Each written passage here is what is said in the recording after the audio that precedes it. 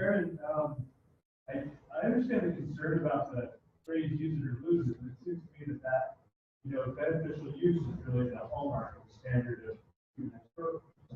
So maybe people are starting to understand the term properly.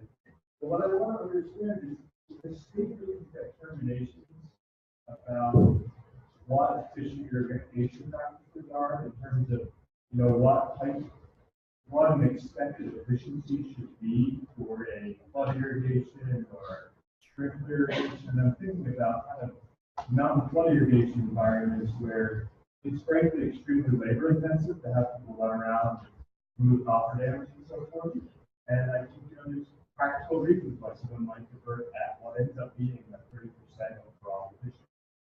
Just for labor reasons, if there's no problem, we're like, where's the injury? I'm wondering to what extent the state's making kind of judgment calls on what appropriate level.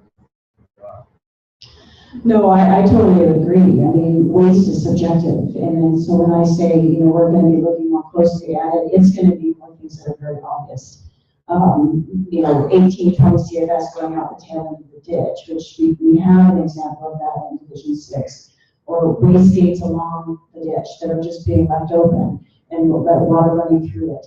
Because otherwise, wasted water that after it's already been applied to the ground is very subjective. I've had people step right up to my face and say, I'm not wasting water, as I sat there and saw sheets of water coming off the field. So it is very subjective. And so when I say we're going to look at waste, it's going to be more of those utilization of waste gates to manage how they move the water down the ditch and water going to the tail end of the ditch. And also, though, I very much recognize, speaking to various water users, the difficulty in just the labor intensity of moving around their sets on their fields. And one of the problems is unfortunately, ranching has become very difficult to make a lot of living out of. And so people aren't just ranching anymore, they have second jobs. And so how can they be out there changing their sets 8 hours a day, 7 days a week when they've got to go work a job? Some folks have realized that and fortunately have the financial ability to put in sprinklers. But I think that's what's forcing them to go in sprinklers, is they can't do that anymore. They can't, whether it's a physical limitation or a financial limitation, because at work they can't do some of that labor intensive work anymore. Any other questions?